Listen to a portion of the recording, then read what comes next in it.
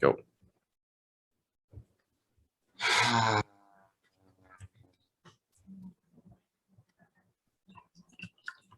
Oh shit. Give me a second, man. Oh, never mind. Fuck it. We're already live, aren't we? My God, oh my God, oh my Spill God. beer on myself, man. Dude, Fuck. you could have done this right before we. I fucked up. I Oh, had to for press the God's record sake. button. Wow. No shame. No shame. Oh, look at him. Look at him. All right. All right. I'm This guy cleaning had this to be up. so. Yeah, you Cleaning good? it up. I'm good. I'm Yeah, good. you're not a mess. All right. We're good. Okay. Are we good? Hey, young world. Oh, hello. Welcome to Welcome the blank. This is the blank with Carlos and Ryan. I'm obviously Carlos. And this is Ryan. And thanks for sticking with us. We are on lucky number 13 today. My favorite number, man. Ryan's favorite number. He was born on the 13th.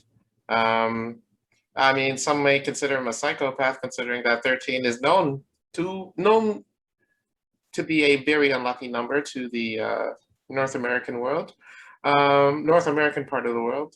Why is 13 your lucky number? Is it the birthday thing? Oh yeah, I guess like part of it's the birthday. Plus, like, lucky number 3 stems from like Allen Iverson as a kid watching that guy play basketball and like I don't know. Three's just good lucky number. I was born on the 13th. There is that whole stigma around the word, or sorry, the number 13 and how it's like a bad luck fucking number. So I like it partly because of that. And it's just been working for me ever since, man. I know that shout out to Daniel real quick, but me and him used to fight over the number 13 for our jerseys back in high school. Really? Yeah, we used to like rock, paper, scissors it because we always knew that one of us was going to pick 13. So then I think like one year I won and then another year he won. So we'd swap for like volleyball and basketball. It was pretty cool. Oh, But yeah, wow. good times, man. Oh, and I have a 13. tattoo of it. That is true. You do have it. It's on your lower back, right? Oh no, it's right there. Sorry. It's just oh, there it is. You slut. Skank. No, You man. skank. Fuck, it's on my shoulder. I guess people Oh, see there here. it is. Yeah. But Alright. that's a story for after. Yeah, I think it fits kind of into this one. So Does it? So do you want to tell it now, or do you still need to go to therapy to figure out? well, it involves Carlos, but no, we'll tell it after. I also want to go through the Thursday introduction. So happy Thursday, Alright. everybody. Happy Thursday, everyone. I hope everyone else is kind of enjoying their Thursday. Yeah. I think today's a special episode. I think it's going to be really interesting hearing the perspective of Carlos, especially in this topic, because it is something that may not be like so close, near and dear, but it is something that's going to be interesting, I think, in a general sense. But before that, Carlos, how was your day? What'd you do? It was okay. Work was a little bit of the same, but we had a team building meeting Sick. today. At Sick. the end of the day, we just basically did some activities to, get to know each other. Put some of my games to use. That Truth or Dare one, or not True or False, not Truth or Dare. Oh, I'm awesome. not trying to run Truth or Dare, unless you want to. But no, it's a true or false game. We'll play it on the show, I think, one day. I think we had some ideas to do it one day on the show, so we'll do that maybe. Who knows? But yeah, and we had some other team building exercises. So we had to do the scavenger hunt that we had to get to work. I didn't win. I mean, obviously, I took the best pictures. I wanted to have a Kanye West moment.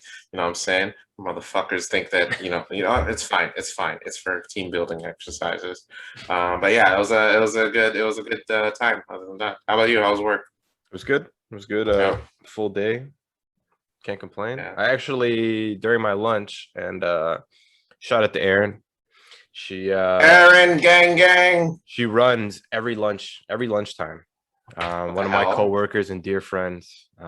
She's like kind of like an older sister to me, but she runs every lunchtime. Oh, because she works from home. You know what? She works from home. For some reason, I thought that she was like still in the office. Oh no, just wearing like business casual clothes, just running.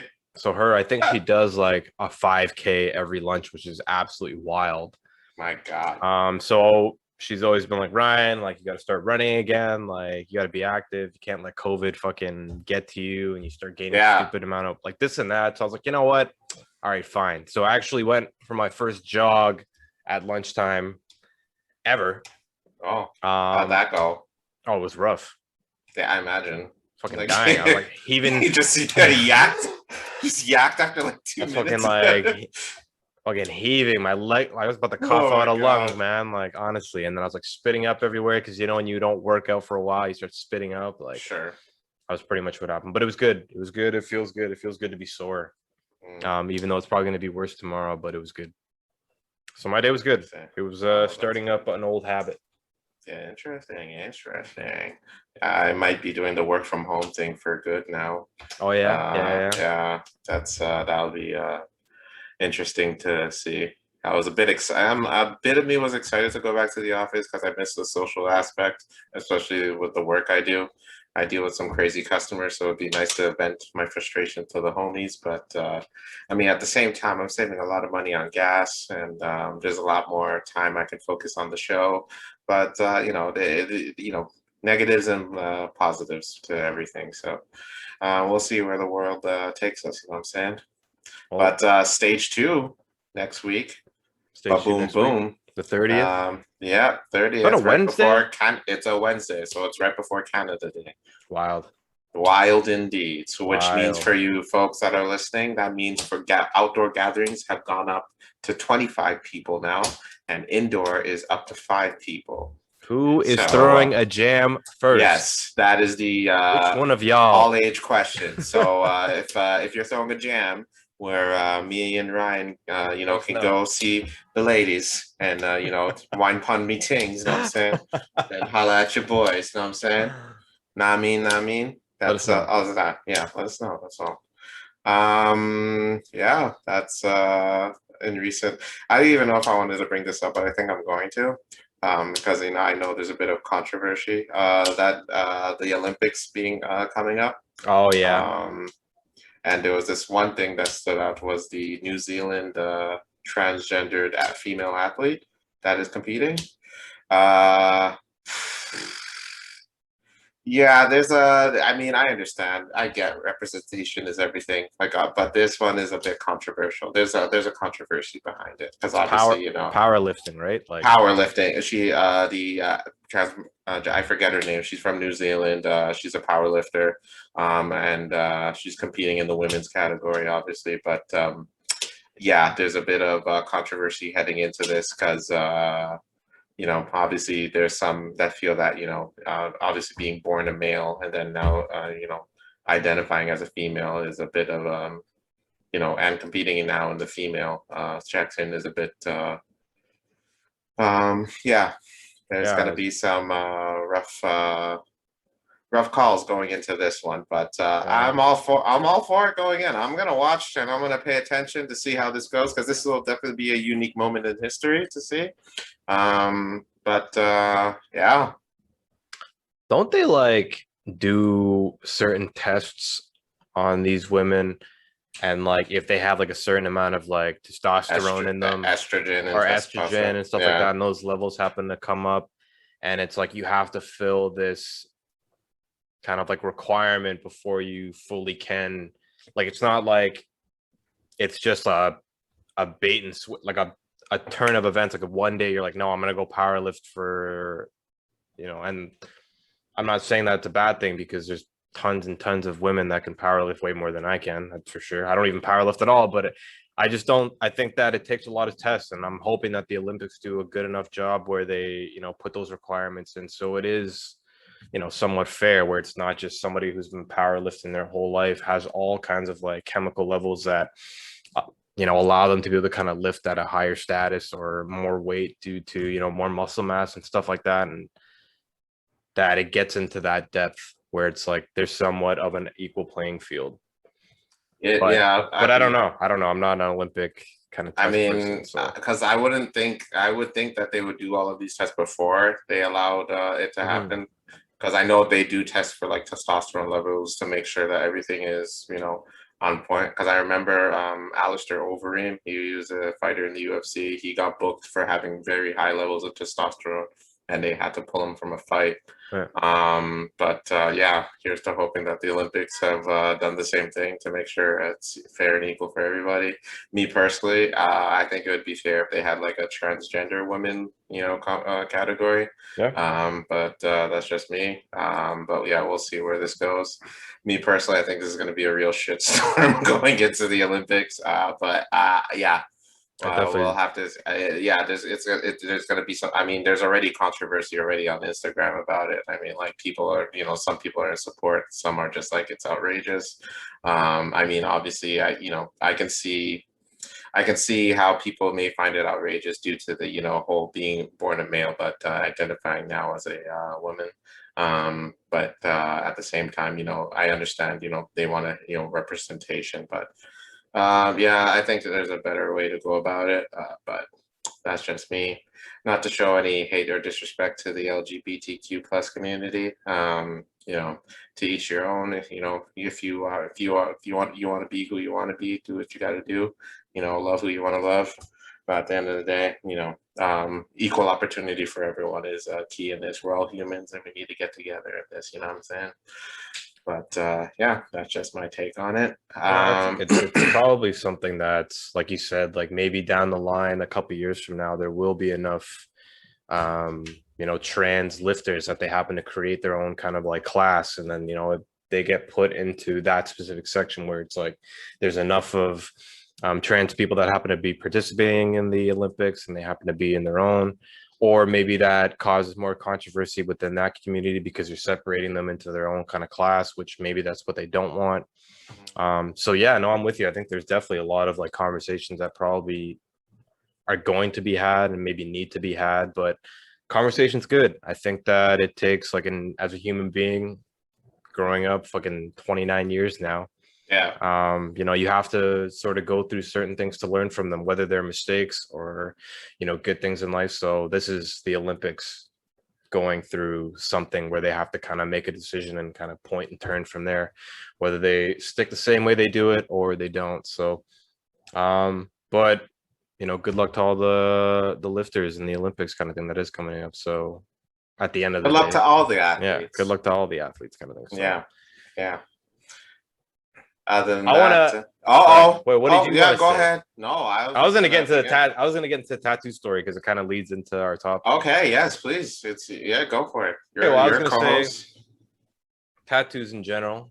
We all know that there is an artistic perspective to tattoos. Just one of those things. So one of my dumb and drunk stories that includes Carlos, and the reason why I got this tattoo. That's it? Yeah. You were the one I lost to. Hang on. Wait. Yeah. Okay, go ahead.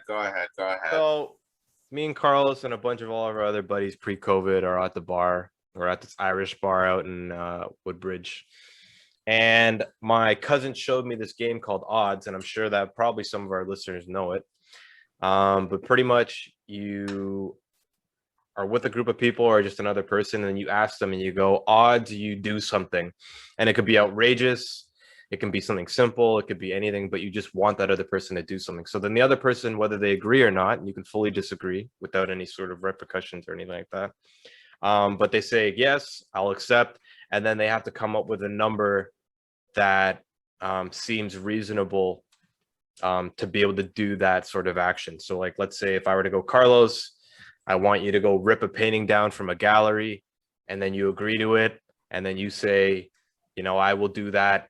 What is it? 1 out of 10 or something like that. So you come up with a number. Definitely be more if it's a painting from a gallery. Or like 1 out of 50, let's say. So 1 out of 50, Carlos goes 1 out of 50. So then both of you go 1, 2, 3.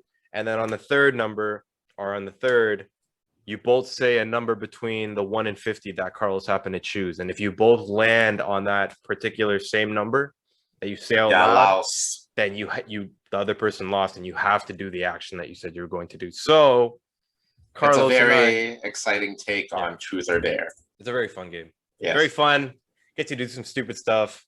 Yeah. But I told Carlos that out of 1 and 3, I would go get a tattoo the next day, and we were drunk as hell at this bar, and I lost. I think we both said 3.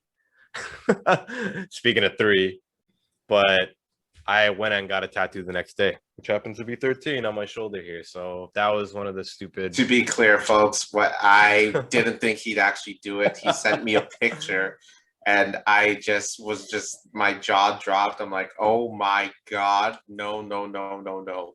I'm a man of my word. I did not want you to do that, but you seem to be happy with your choice there. So I am a man of my word. oh my god. So I got it done. The next morning, I drove out to some tattoo parlor out in Woodbridge. Met this real cool dude. I think we smoked a cigarette before we even got into there. I asked him about his life, and we just vibed. And I'm like, you know what? I just want the number 13. You do your thing, man. And I let him go ahead. I let him go ham. So he just did whatever he wanted to do. So it's He pretty could have cool. done anything. He could have done anything. Anything. I was like, as long as there's 13 in there, then I'm good. He was like, okay, Oh my cool. god. Oh Jesus. So it was a good story. All right. But leading into that kind of leads into our topic for this week, which happens to be art. Art in general. Art in So general. when we talk Very about vague topic because Yeah. we realistically, what is art? What is art? We'll get to the bottom of that. We're going to figure out and solve this puzzle, ladies and gentlemen, because that's what the blank is. The blank is anything. It could be the blah. And not only do we fill out the word art, we need the topic, a definition behind the word as well. So what is art, in your opinion, Ryan? So I was having this conversation with someone who's near and dear to me, and we were talking about That could be anybody. we were talking about art in general, and she was saying that she's an artist, and she was saying that art now is so vague and it's so like open that That's like true. realistically any sort of expression in relation to like painting or like mediums, so however you want to express what you're doing, whether it's like chalk on the road Yeah, or painting or interpretive dance, yeah. it could be anything realistically. And Music. like one thing, music, poetry, spoken word, that kind of Yeah. stuff. One thing I wanted to get talking to a little bit was NFTs, like All time. digital art, Yeah. because it is kind of relevant to especially people our age nowadays that are trying to make money off of electronic art. So that kind of stuff I did want to talk about. But yeah, I think it's really just any sort of way of expressing yourself onto something, or maybe to show somebody else kind of thing. So it's like, I don't know if it necessarily have to be shown to somebody else to consider it art, but I think that it is human beings creating shit and expressing shit through something. And how vague that is, it could be realistically anything nowadays. You know, there's not really like a box that it fits into. What do you think, Carlos? What do you think art is? Yeah, it's an expression, I think, of, some people have ways of expressing themselves. Some people do it through drawing, some through music and, dance, like we mentioned. It's just, an expression of what you feel at the time or what's going through your life, you know what I mean? Like these pictures behind me. It doesn't have to necessarily, have to be, explicit to what, we know. These paintings behind me, they are, vague as fuck. I don't know what the hell they mean. So, Abstract. Abstract art, this one here, it could mean, I broke up with my girl the other day and she fucking, did me wrong and shit. So, I'm late on the bills. This one is I found my girl with another dude, so I punched his lights out, smeared blood all over the shit. And this is after, the art piece I had when I was released from prison for beating up homeboy, and now I got my life together. You can tell the vibrance. See? It's a cycle. And we'll never know what it actually means because the artists will never really tell us. They'll tell us they'll tell us the why they went with the colors, but art is freedom of expression. It's just just what you feel at the time, whether via drawing and shit or spitting some bars in the booth. It's just yeah, it's just how you feel and how you want to express it. That's what I think art is. So to jump off that, Yeah, Carlos, what is your favorite, let's say, type of art? music. That's probably number one Music. to me. I think yeah, just music there's a lot in music to understand from, because I mean music is, I can listen to a song where a hip hop song where there's explaining the life they lived, whether they're growing up in the hood or whether they it's wanting women to pop the pop it for a real one, and it's still art because they're expressing of what they want.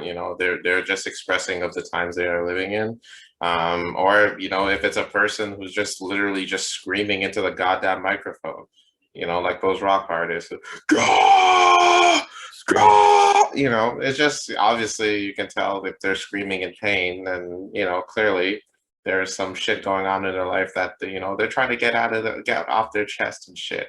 I think music is is a very healthy way to express art, because it's a good way to really just get shit off your chest. There's intellect behind it.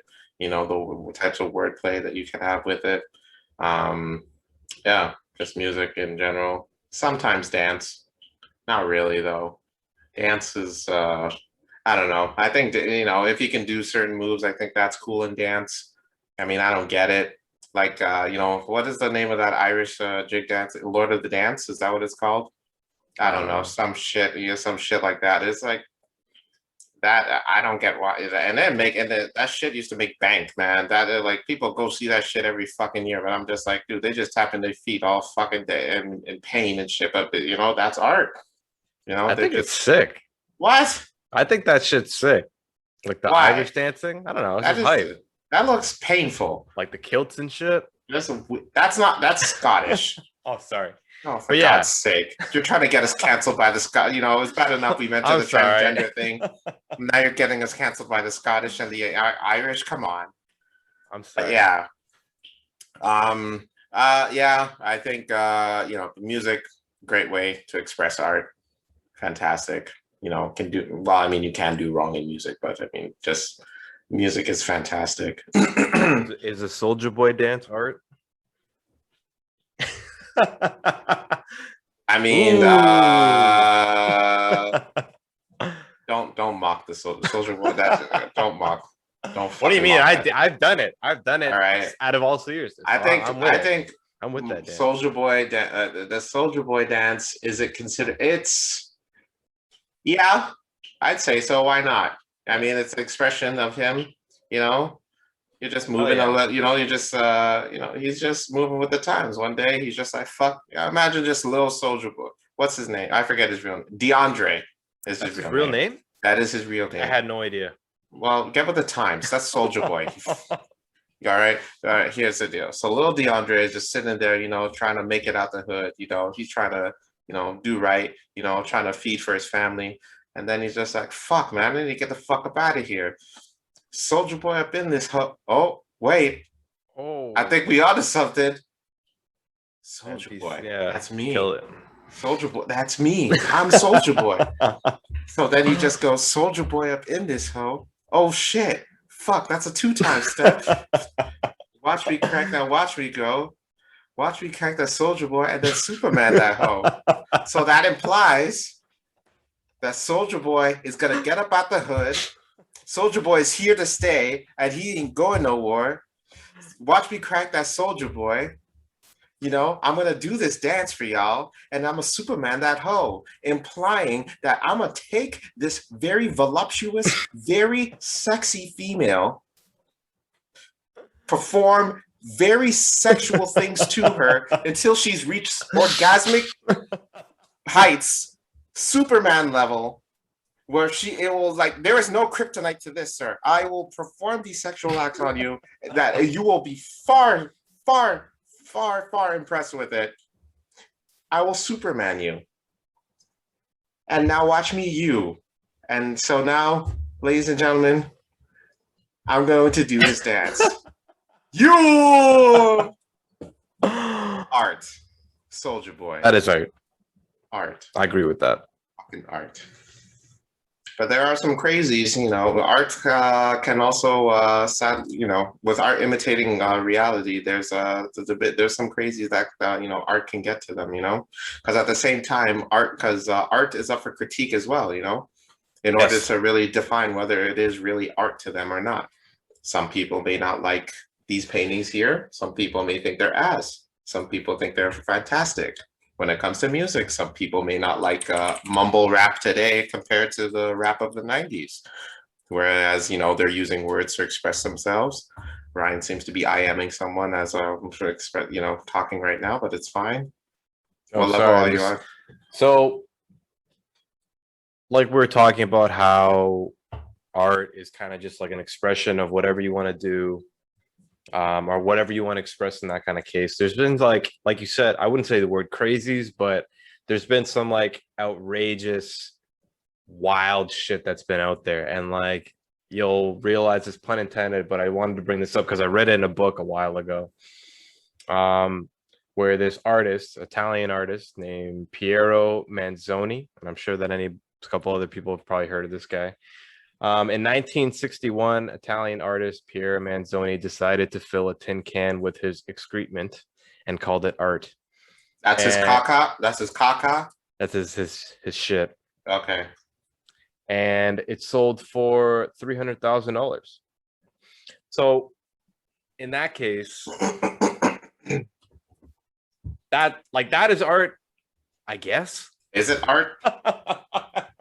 That's fucking disgusting is what that is. But that's gross. It's I don't know what his meaning behind it. There definitely was probably some sort of thought process towards it. I'm hoping.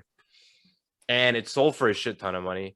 Aside from having art having to sell for it to be considered art, I don't think that's true, but he shit in a tin can. Did he do it in front of people or was he at home? I think he was at home.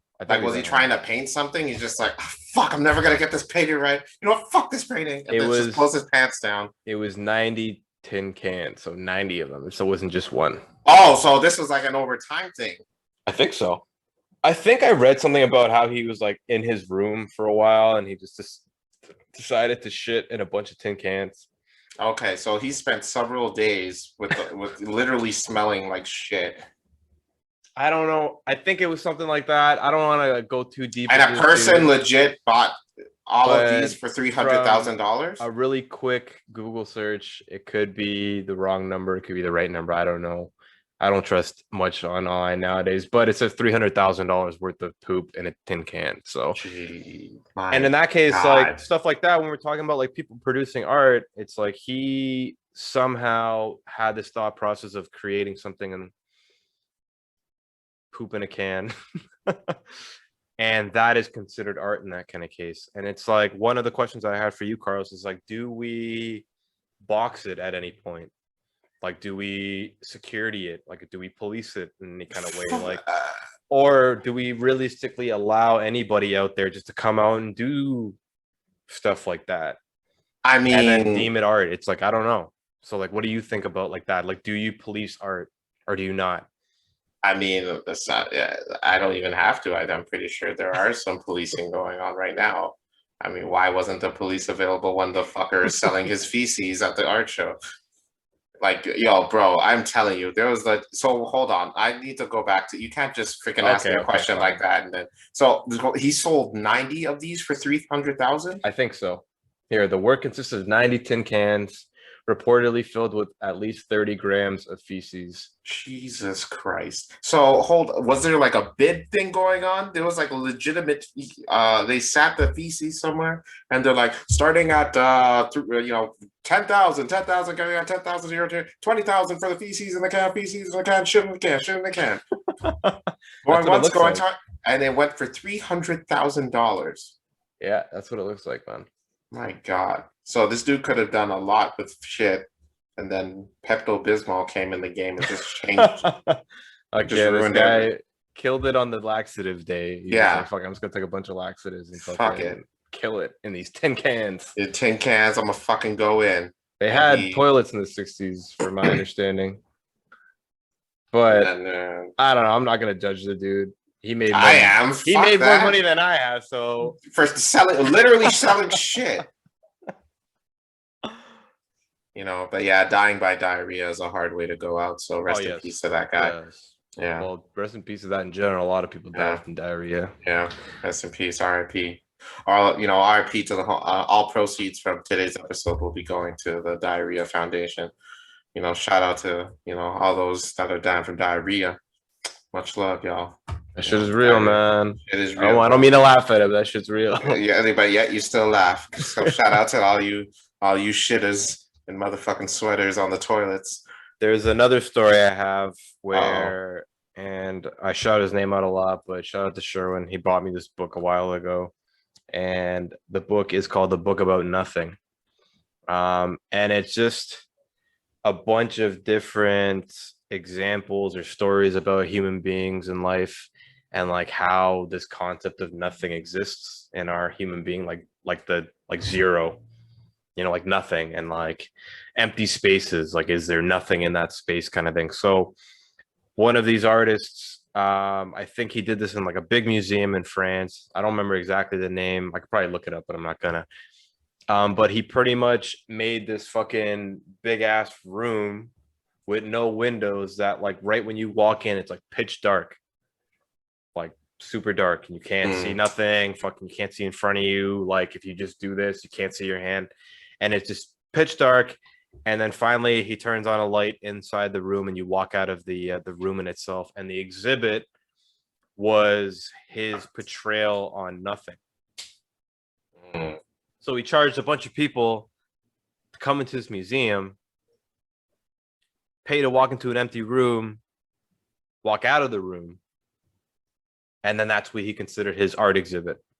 Interesting. It's like a open room or a space full of nothing with no lights or anything like that. And like I guess I get where he's coming from, but it's like there's just to get back to that question of policing it. It's like, man, there's so many examples of like, I don't know if it's like half-ass stuff. I wouldn't consider it a half-ass, but maybe some people do. But it's like, is that art? Or should that be deemed art? I mean, I think obviously with laws, going around, obviously there it needs to be, because art needs to, there obviously art is a bit of, you know, getting outside of that bubble of explicit, especially nowadays, with rap music going on. Obviously, there's the explicit content. So there was that policing, whereas, because back in the day, there was a time where explicit content, it did not have that explicit content label on music. Like there was, cursing on Yeah. these albums, but there was no explicit content.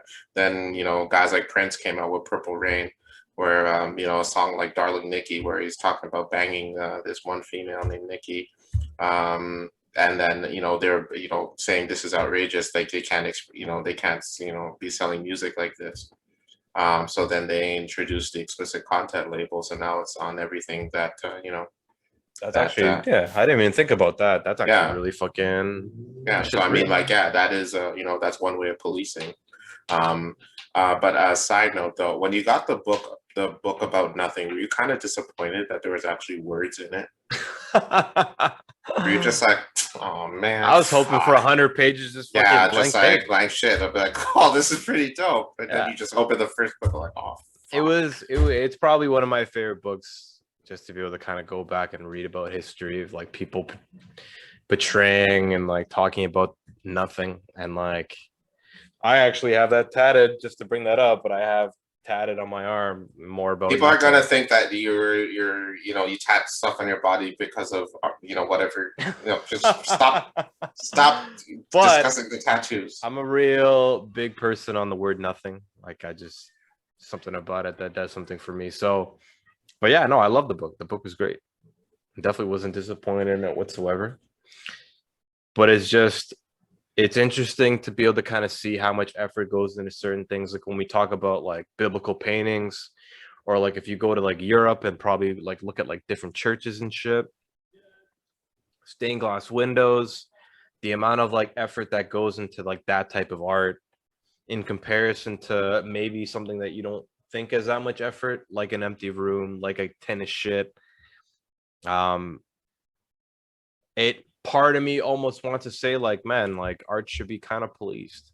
But like you said, we are kind of policing it the same way that we do to rap artists by putting that little tag, that explicit tag on their CDs and stuff like that. Like that's a great like great movies, example. Yeah. like rated PG, rated G, 14A, 18A, porno.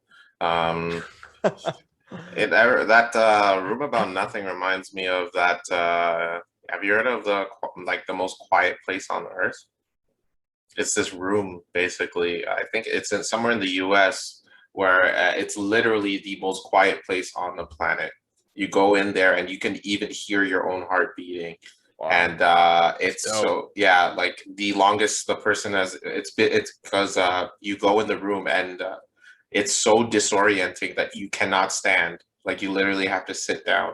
And people have like the longest anyone has been in the room is 45 minutes because it's so disorienting. Like people would like start yakking from how quiet it is. It's called what's it called? The quietest. It's called it's a place, Orfield Laboratories. It's in Minnesota. And they're saying, yeah, it holds the Guinness World Record for the most quietest place. It's 99.99% sound absorbent. What? Yo, yeah, this is the first time I've ever heard this. This is fucking sick.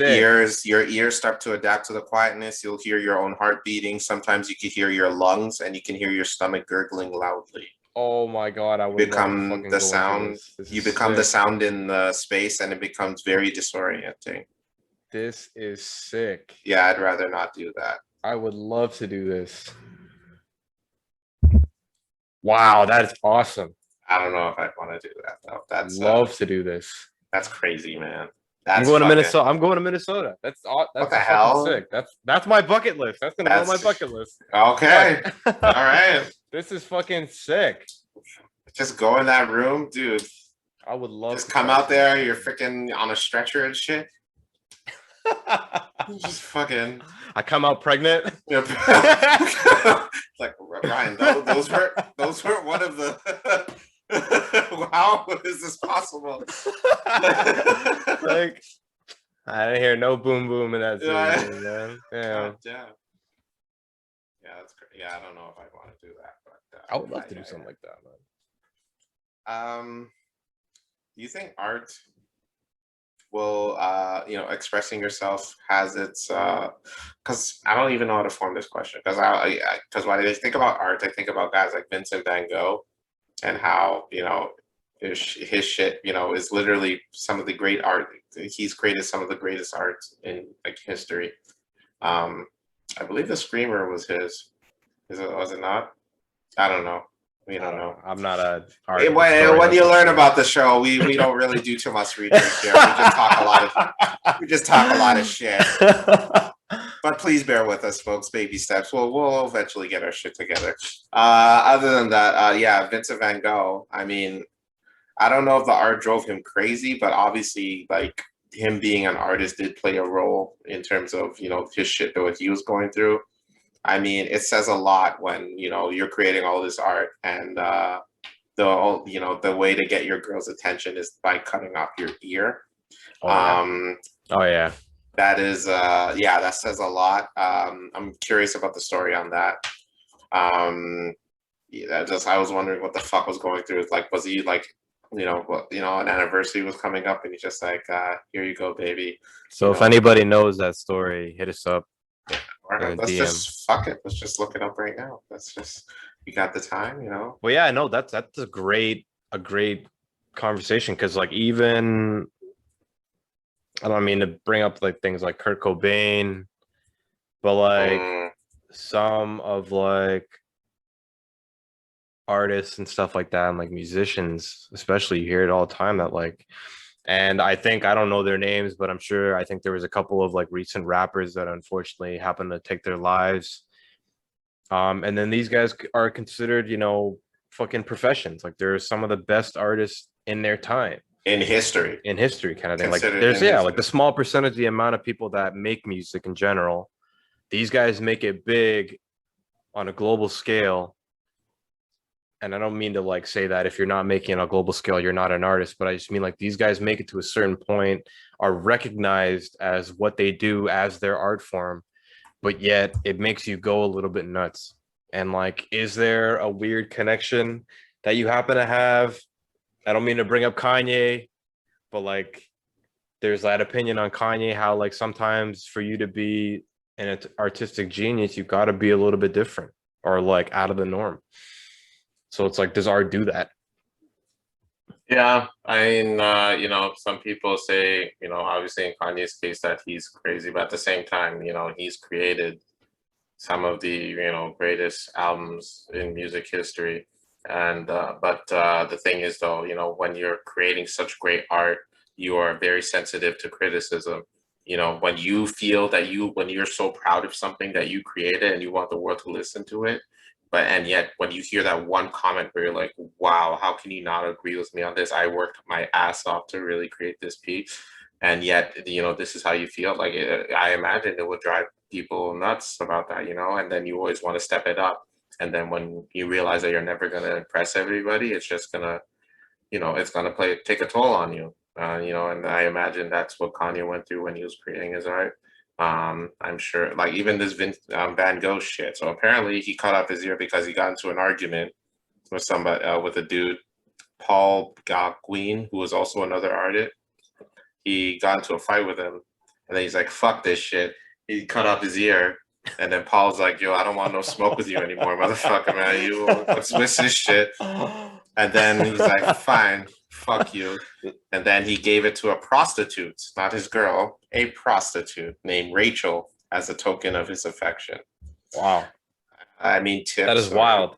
A tip would have been just fine, but I guess in your, I guess after he passed, and he's like, I got the homeboy's ear, but yeah, just when you're expressing something, especially when it's very near and dear to you, and you want to express it to the world, and and obviously there's going to be some artists that are not good with taking criticism, especially to something that they work so hard onto, and something that's so close with them. They're just gonna, yeah, it would take a toll on you because you always want to surpass it, like because when you create one, I imagine when Kanye created, College Dropout. I can't believe I forgot that. I'm sorry. Idris, if you're listening, I love you. Yeah, I'm sure, people are just like, yo, what the fuck? How are people not liking this shit? Even though it was widely loved, like it's to this day, it's considered one of the greatest hip hop albums ever made. I'm sure there was that select few people that didn't like it, and he's like, oh, you know what? Fuck it, I'm gonna create the next one, and it's gonna be much better. And now I'm gonna get your attention. And he created Late Registration, probably still not enough people, getting that attention.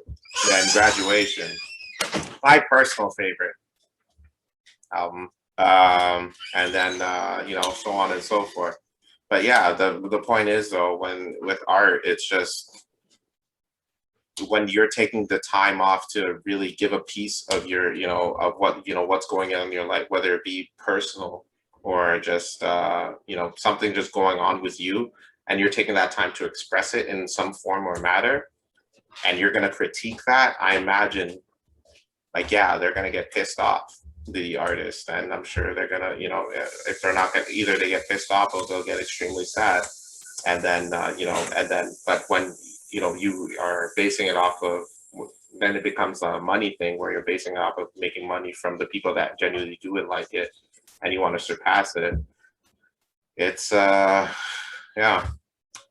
I imagine it takes a toll on you. So when these artists are, when people are calling them crazy, I think calling someone crazy is very dismissive, because you're just ignoring, you choose to ignore the shit that's going on in their life. So like, I don't want to, let's give artists their due, people. So if Van Gogh wants to cut off his ear and give it to a prostitute, then fuck it, man. Let him do it. The one thing that just bringing up this conversation, like me starting to think about it, is that some of these artists happen to kind of put so much effort into their art itself, or the expression of it, whether it's like painting or music or design or whatever it happens to be, they put so much time and effort into that they almost like sometimes forget about social skills, or like forget about that you have to some, like for some people you have to work the 9 to 5 to put food on your table, or life insurance. Like all that stuff is kind of just like out the window, all of that like regular people shit, because they're so focused on the art in itself that it's like, man, that's the only thing they ever think about all day every day. So it's like for the regular people like myself, I'm not gonna call Carlos regular because he's a unique motherfucker, but well, a unique human being that I love dearly. But in this case, I was just more confused for the unique thing. I didn't care you called me a motherfucker. but in this case, is like for the regular people stuff, the day-to-day stuff, like the I have to buy toilet paper or whatever like that. I have to cook myself food. All of that stuff is kind of like out the window, and it's almost like forgotten because they're spending so much effort and so much mental like power on their art in itself that maybe they forget about, you know, acting like a regular person, like not cutting off your ear and just paying the prostitute a tip. Yeah, that's right. Like Here you go. it's Like, wild. what It's happened? wild Just to think. like, oh man, baby, that fucking that was great. Here, I got this for you. Don't spend it all everywhere. Don't spend it all in one day. You deserve that shit. It's like, oh my god, what is this? And he's like, wait, what? But like I think just to go back to, you know, things like music, like one of, like Carl said, one of my favorite things in relation to art is, you know, hip hop music, rap music. Like me and Carlos, I wanted to bring this up, but we're both wearing Lupe t-shirts. Bow, bow, bow. So Lupe Wow. Fiasco, for anybody who doesn't know who Lupe is, he's I brought him up many times in this podcast before. But And we're he will both wearing his continue to merch. do so. Yeah, and I will continue to do so. But we're both wearing his merch because we both like his music. One of his albums, Tetsuo in Youth, jeez. Nailed it. He each one of the songs, I heard an interview recently about him where he talks about those songs, and each one of his songs on that album is a reference strictly from like a biblical painting that he liked, and then would kind of reference it back to his music. So like I don't think it's every single song, but majority of those songs in that album, he'll go look at a painting in biblical times, take the painting, and then create a song about it and make it a hit kind of thing and become a whole album out of it. So it's like there's just certain art aspects that just are like intertwined, and it's so fucking good, and it like changes like my life and like the people who happen to listen to its live. So it's like, I'm not saying that Lupe is a little, maybe is crazy, I don't know, but those guys put out so much good in the world, I would say. You know, like some of the stuff that we get to go to galleries, some of the stuff that we get to sit there and listen to our headphones, some of the stuff that makes you want to wake up the next day, you know, some of the stuff that these guys do on a regular day basis that like put so much happiness into the world, whether they care about it or not, really help the world in itself. So like the whole expression of art and the whole production of art in itself, even though it is that open, there's so much good to it that it's like, man, I can't imagine human beings or life without any sort of like expression in relation to painting, in relation to spoken word, in relation to anything like that. It changes people. It makes people want to get up the next day. You know, it makes your commute a little bit better. If you're from Toronto and you have to fucking commute 2 fucking hours on a TTC, that kind of shit, whatever. Did you want to talk about it? No. Whatever you use or whatever it's going on in your day-to-day kind of thing, I think art is probably one of the most important things out there. You know, whether it's going to help you mentally, emotionally, or just in bed. For your day-to-day. Yeah, in bed too. Karma Sutra. Yeah. Amen to that, brother. Yeah. But your earlier point, I'm glad you brought it up. You said that Lupe bringing good to the world through his art. So my question for you is, are you able to separate the artist from the art? And I think he's laughing because you know damn well where I'm going with this. I don't see nothing wrong. Here we go. Oh my God, man. Here we go. Here we go. Let's talk about it. I mean, just a specific artist in mind if I had to. I mean, Oh my God, one man. Robert Kelly, one Robert Kelly. Ladies and gentlemen, for those of you living under a rock, Robert Kelly is an R&B singer who has penned arguably some of the greatest R&B tracks in the history of music. You can Written. at me, And yes. written, some of them, Yeah. that's for sure too, yeah. You can at me all you want, but let's look at the list, shall we? I Believe I Can Fly, Bump and Grind, Ignition, and the remix, World's Greatest, Half on a Baby. Half on a Baby, Step in the Name of Love, so on and so forth. He has written for other artists. You Are Not Alone by Michael Jackson, the very first song to debut at #1 on the Billboard Hot 100. Wow, that's huge. I didn't even know that. R. Kelly took part of that. Now, R. Kelly is also a bona fide motherfucking piece of shit. You don't have to live on the rock. You know what happened. If you don't, there are plenty of accusations that he was a pedophile. Now, his music, very good. Him, very bad. So my thing is, can you listen to the music without, him, without the artist being in the picture? Like, his music is good. Like, you guys, it's up for debate. Damn. It's really good music. At a time, before all this happened, people were listening to his music. People were attending his concerts. So my thing for you, Ryan, and let's discuss it. Can you separate the artist from the art? Fucking no comment, man. I'm Oh, end the fuck fucking you. episode right now. Fuck you. Fuck you. Fuck you. Wait, you answer first, man. All right, here's the deal. I'm not gonna front. Like, do I listen to his music often? Not really. Because I mean, again, it's like, obviously I do not condone what he did.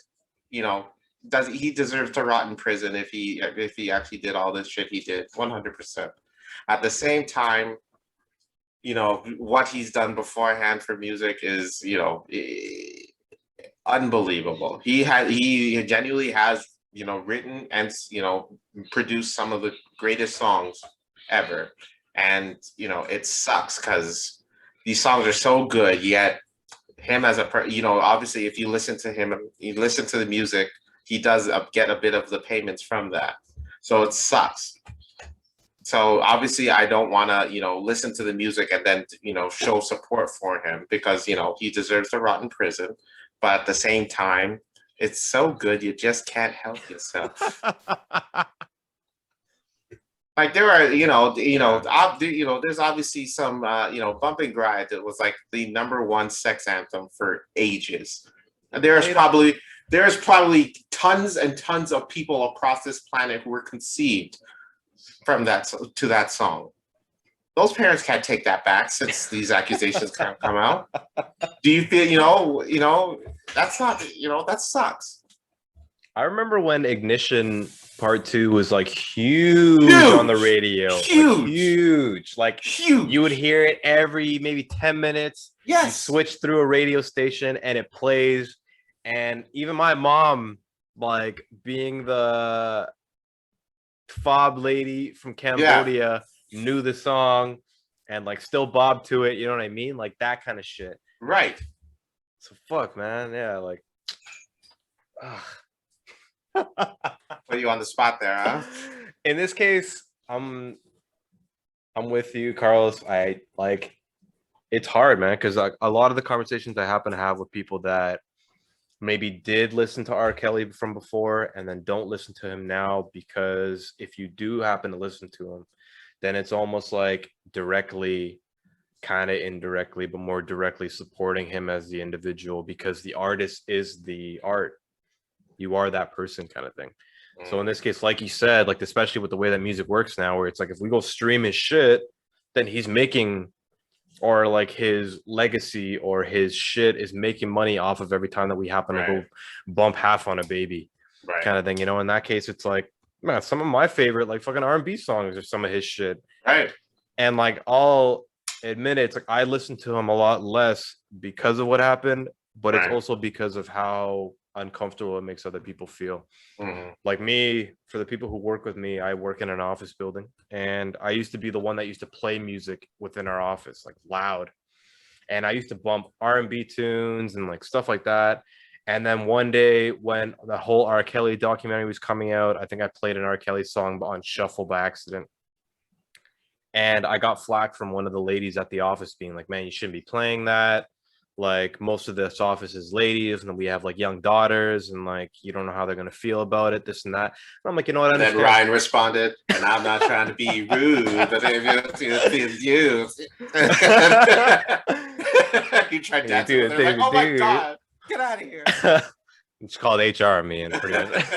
But that was like the first time I've ever been confronted about playing that like in front of other people and like being like, man, like just because I'm comfortable listening to his music, it won't make everybody else comfortable. So I wouldn't say 90, I wouldn't say 100%, but I'm pretty much like 95% there. I don't listen to his music out loud anymore, I would say.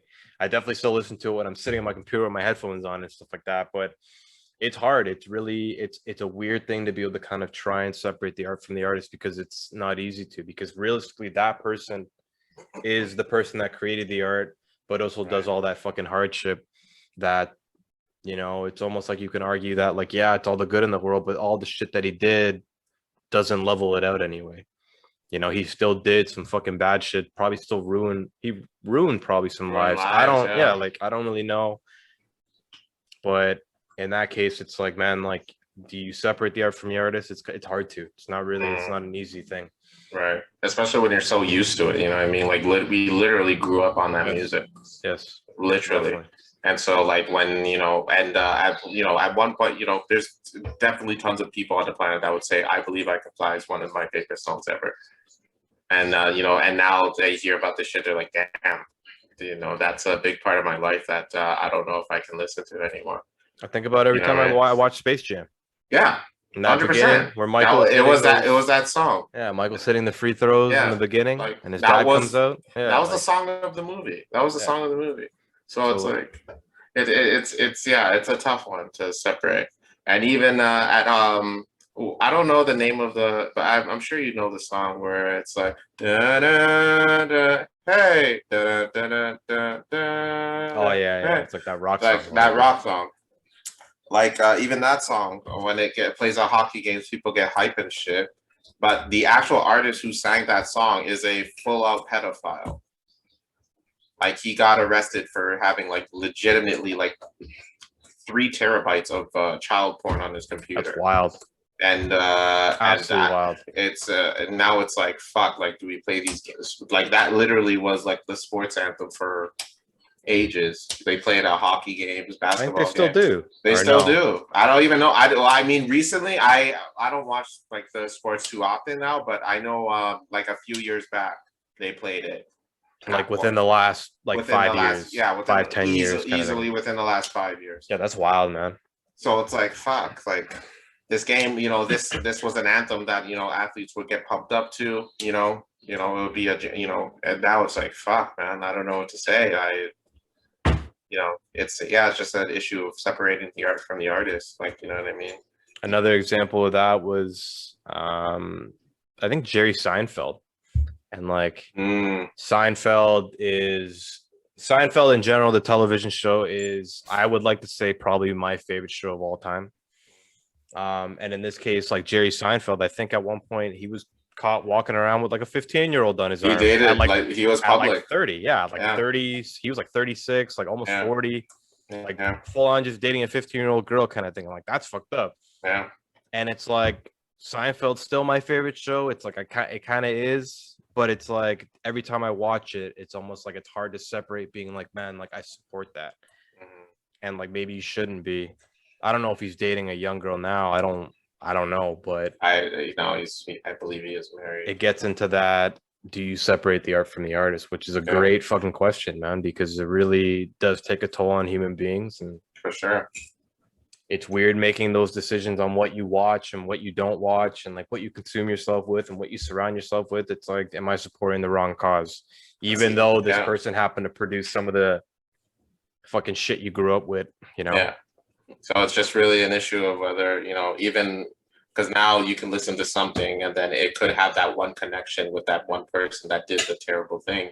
And it's like, fuck, man, if this person is, did their part on this one song I like, I don't know, like, do I listen to it anymore? Like, I think obviously I don't want to condone it because but at the same time, it's like, fuck, like, I really liked it. I really like this song, or I really like this show. So now it's a matter of what do we do? What do we do here? And I don't think we'll get an answer. I think this is one of the blanks that may not be filled in. But you know what? I would say one of the things about that question itself is like, I would love to hear from people. Yeah, Whether we happen to disagree on it and whether we're strongly on the other side of the spectrum in relation to that conversation. I would love to hear from you. So please hit us up on our DMs, yeah. slide into that, or hit us up on the email Don't be gross. and let us Don't know. be I know gross. we've been getting a couple comments on our YouTube videos, which is dope. So thank you to everybody who's been doing that. Let us know. I would love to know, can you separate the art from the artist? Because it is a really important question in relation to art Yeah, in our world today. indeed, indeed. So Carlos, another question I had for you is our podcast art? Do you consider this art? I do. It's freedom of expression. We're expressing our thoughts on topics every week. Our takes on it, whether it be comedy or legit. It's yeah, I think it is a art. Do you If you consider? really, yeah, go ahead. Sorry, no, go ahead. No, I'll just say like mostly everything could be art. Almost anything could be art. So long as if it's a way of expressing yourself, then it can be art. So it doesn't even have to be music, movies, or it could be yeah, how you greet people, what clothes Yeah. you wear, what kind of job you do, what jobs you do. It's anything can be art, so long as you're expressing how you are, and people can see and judge it or critique it. It's art. Art is art, baby. Art is art. Do you consider yourself an artist? An artist. Hmm. We are. If we were gonna go off the example, we are producing Yeah, art. yeah. Consider yourself Well, I mean, I consider myself a podcaster to be specific, and just that's just me not wanting to be vague or anything. But I mean, yeah, I guess I can. I guess. Motherfucker, I've been shitting in cans You know what I mean? since the Shit, beginning of are this you kidding? podcast. And do I consider myself a fucking? Watch this. Where's the knife? Where's the goddamn? Shit, man. Yeah, I guess. Yeah, I guess so. I wouldn't really look at it that way. I think it's just me and you just talking shit on the show and just expressing how we feel. But I mean, I get but in and if we're expressing, if the way I said it, with the expression, then yeah, I guess it could be considered artist. Yeah, I guess so, man. NFTs now. Oh yeah, NFTs. That's one last thing I wanted to talk about. Yeah, So that's one of the conversations I had with an artist recently was that, do you feel the NFT space is ruining the artist space? I think so. We have people that put their stuff in galleries that work like, I'm not saying, I'm not going to take away from like digital artists and how because they probably put in hundreds of hours or thousands of hours in the pieces of work on like Adobe on their computer. But it's like, are NFTs ruining that community where it's like, or is this just a new part of art in itself? What do you think, Carlos? I think NFTs, it's a bit of I think it's ruining it, to be honest. I think that, the example I know, the Charlie Bit My Finger video is literally one of the most popular YouTube videos in history. And it recently just sold for like millions of dollars, I think, as an NFT. And so as soon as I think they're still working out the kinks. for that deal. So as soon as it like legitimately sells, then that video gets taken down, and so that the sole owner would be the person that bought it for millions. So I think a video that brought joy to so many people around the world, and now it belongs to just one person. It kind of ruins the aspect of YouTube, right? Where you go on to watch funny videos that that are insanely popular, that brought joy to you, and now you can't enjoy that because of that one person that bought it as a piece of art that they so want to just stick up in their home, or keep on their phone or something. It's kind of like, I don't know, what's the point? Well, so when it's just free access and it's right here, yeah, with a click of a button I could watch it and I could have a good laugh, right? But now it's just like that, now that enjoyment, that piece of me is now gone forever and ever, and I can no longer laugh. And now that if they're gonna do that, then they're gonna take away all these other pieces of art. Maybe there's that one video that I liked on YouTube that I can no longer see. I want to see motherfuckers breaking legs, and now I can't watch that anymore. And if you're gonna keep taking away all this shit that I enjoy, I have no other choice to be listening to that foul ass shit from R. Kelly. So motherfucker, if you're gonna do this NFT shit, then don't fucking consider us little people, man. What are we gonna listen to? Do you think I want to listen to R. Kelly? I have no choice. You're taking away our shit. The one thing I don't get about that space, and this is probably like a whole Bitcoin episode that we can probably get into, but it's like, man, like we could probably go out and still find Charlie Bit My Finger as a video somewhere out there in the world, like without having to pay any sort of royalty to the person that happens to own it as of today, or like that is going to be buying it. Like, I don't know if that's how it works, but I would think that like at that point, unconsciously, and like aside from all of the paperwork, that it really, like, videos like that almost just belong to everybody. It's Right. like an across the world thing. It's like the Mona Lisa. The Mona Lisa happens to hang in the Louvre, I think, in France. Yeah, I believe that's But good. it's really just one of those worldwide paintings that kind of realistically belongs to everybody, has a space in their brain that Right. when you think about the Mona Lisa, it just happens to be there. So it's like, Which is why there's access on Google Images, right? You can just click on Google Images, is right there. I think a good example of, something that made me, when you brought up Mona Lisa and art being, belonging to everyone, it reminds me of this video of, I'm sure you know who Banksy is. He's an artist, or she is an art. The identity of Banksy has not been released, but Banksy's had an art piece that was going to sell at an auction. And while the auction was going on, before the auction went on, sorry, Banksy had installed a shredder in the frame. So as soon as it came up for auction, the Banksy would press a button and the art piece would legit start shredding in front of everybody in the auction. wow. So the auction's going on, and then the piece just starts shredding in front of everyone, and people are confused. They're like, "What the hell just happened?" So it just goes to show you that Banksy is for the people. You know what I mean? Is it worth anything at that point? No, literally nothing. Literally nothing. The art was what the people came for. Maybe that's the point. That's what to in the can, motherfucker. Oh, fuck that! No, man, I don't think it's sold after. I'm pretty sure they took it out. Shit in the can, for God's sake. That's what they did. Yeah, the picture ripped up. They're like, oh fuck, oh shit, what do we do?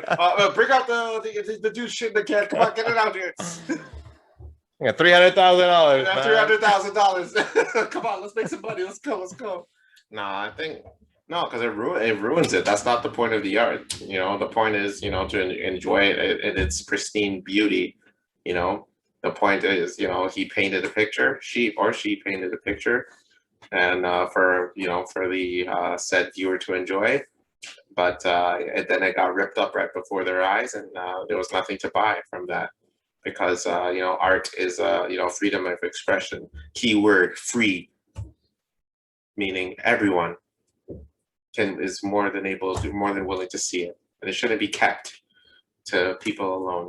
So I don't, I don't agree with this NFT stuff. I get it, you can make really big bank, but if you have to pay a lot of money to, to just for someone's freedom of expression, that's, I don't know, it defeats the purpose of being an art. I'd rather not be considered an artist if I have to, sell my shit for so much money.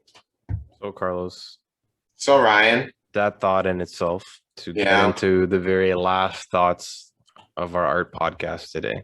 yeah. What is your final word to the world, to the young world, to all our listeners in relation to art? What do you got to say to them? Um, Young world, Carlos here. I wanted to tell you guys that if you ever have anything on your mind and you don't have anyone to talk to about it, if you want to express it in another way, scratch that. I don't want people to fucking have some nasty ass thoughts of what they want to do to a significant other, and then they put it in a painting or in a song.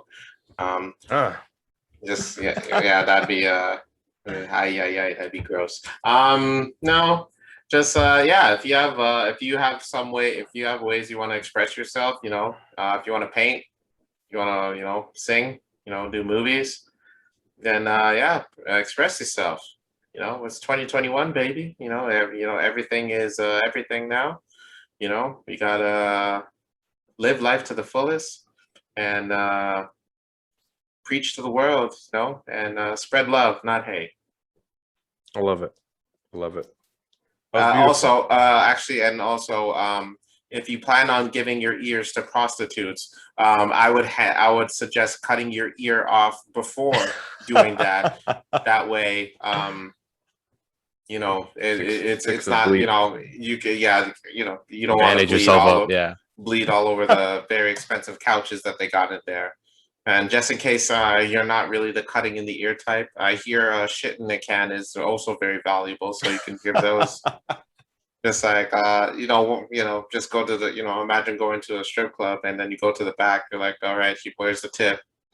It's my shit in a can. Homeboy, one homeboy in the past sold this shit for $300,000. I think you can use the money. So, yeah, that's all I gotta say on that. That was lovely. Thank you. What about you, Ryan? What's your take on today's show? One thing that I actually wanted to get into that I totally forgot about until right now was culture. I think that art plays a huge role in relation to culture, and whether it's the culture of a city, of a specific background, of a country, whatever geographic location, whatever group that you happen to fall under, whatever a group that you happen to identify under, art and expression really play a huge role in relation to how culture is built. One of the conversations that I had the other day was talking about how Toronto, we're really based off of a real artistic culture. We have places like Kensington Market, we have things like Graffiti Alley, we have the Yorkville galleries that have all the high-end art and all that kind of stuff. And all of that stuff really builds character, really builds community, it really builds culture in itself in relation to a city like Toronto, but it could be realistically a country or whatever it happens to be. But it's I don't mean to say that Toronto's starting to lose some of that, but just with all the condos that happen to be popping up, with how commercial that we happen to be getting, it's almost as if we're losing some of that culture that we happen to have in Toronto.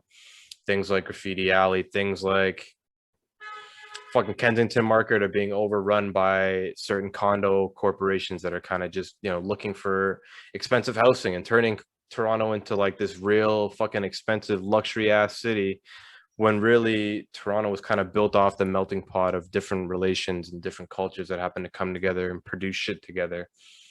That's why, me and Carlos, we're from two different backgrounds, even though we're both Canadian. Our parents have different backgrounds, but stuff like that is what creates expression, creates art, creates culture. So in this case, the only thing I really have to say is that, just keep producing and don't lose that kind of stuff, because as soon as us as a community, us as the people in this geographic location start to lose some of that, life becomes sort of dull. We don't have colors like Carlos's background. We don't put the same amount of effort into paintings. We just have, specific buildings for fucking people living. So don't lose out on the art galleries. Don't lose out on the music places with COVID and the amount of different bars that are closing around. That is part of the culture. That is part of the artistic expression that we have as individuals, which is really fucking important as a city. Like, you don't want to lose that kind of stuff. So it's like you as an individual, myself as an individual, try to hold on to that as much as possible, because that creates the most, I say, like, vibrant, artistic way to be able to kind of express yourself as an individual and a community. So yeah, keep hope alive and keep fucking making shit, because I love to see it. I know Carlos loves to see it. Whether it's fucking high class art or low class art, keep making that shit, keep producing, keep rapping, keep spitting poetry. Do whatever you need to do to be able to kind of upkeep the culture that we happen to have as citizens, and don't lose that, because money ain't shit. That's all I gotta say. It's powerful, man. Damn. Anyway, here's my rendition of I believe I can. All right, I'm just gonna take it out there. Well, Young World, this was another episode. Thank you so much for sticking with us. Tune in next week. Well, we'll have another topic for you. We don't know what we'll discuss, but I think me and Ryan have something special planned for next week. But we're gonna figure things out. We'll definitely let y'all know. Word. We love y'all. Love Thank you you so much. Love you. for, And hit us up. Sorry, yeah. go ahead. No, thank you so much for sticking with us all this time. For you loyal supporters out there, you know who you are. Through the good times and the bad, from the good episodes to the great episodes. Because there's no such thing as a bad episode of The Blank with Carlos and Ryan. It's just not possible. All right, we're artists. We don't create bad shit. Fucking.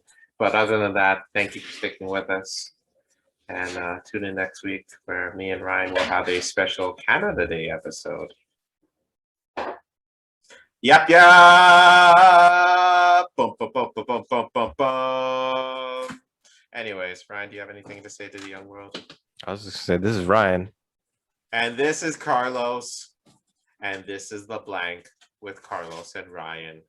Young world. Fill it in.